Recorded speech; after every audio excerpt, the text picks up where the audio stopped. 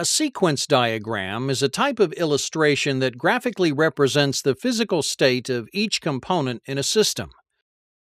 Sequencing charts can be used in electrical, fluid, or combined systems. They are used to aid the user in understanding the operation of the system and to help identify which components are actuated or energized at any given time during the system cycle. Many sequence diagrams are used as auxiliary documentation to assist with illustrating the information conveyed on schematics or circuit diagrams.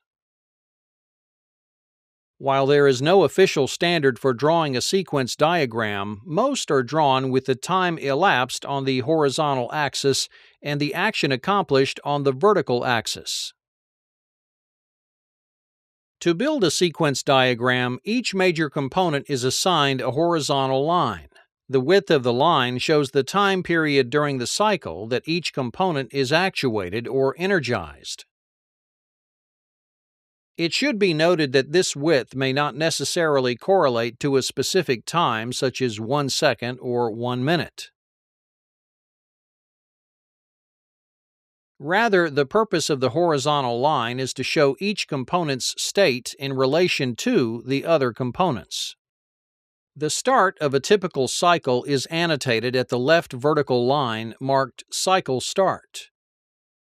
The action progresses toward the right until the end of a cycle at the vertical line marked Cycle End. Other major milestones may also be denoted by vertical lines.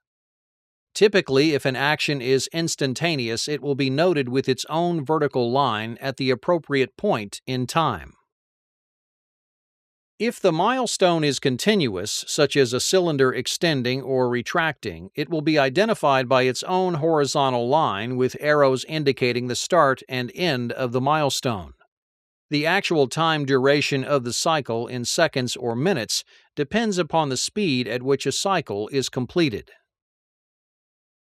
This sequence diagram can be expressed with both a hydraulic schematic and an electrical wiring diagram. To start this cycle, the operator presses the push button. Line 1 on the sequence diagram indicates that the push button may be held down for a variable length of time, as indicated by both solid and dotted lines. When the push button is depressed, the relay coil and the valve solenoid immediately become energized as shown on lines 2 and 3. Now that the relay coil is energized, relay contact 1 CRA closes and also becomes energized as indicated on line 4.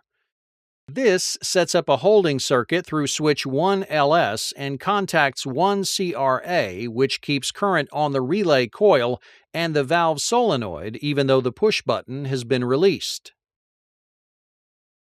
Since solenoid A is now energized, the valve shifts accordingly to allow fluid into the blind end of the cylinder.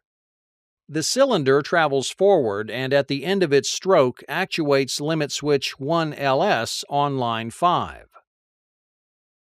When the switch contacts open, current is removed from the relay coil. Relay contacts 1 CRA open, removing current from the solenoid valve. Internal springs shift the solenoid valve spool to the cylinder retract position and the cylinder starts its return stroke.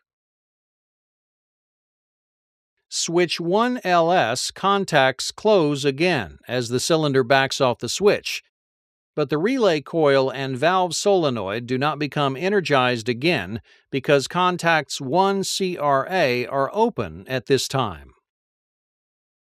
This begins again when the operator engages the push button once more.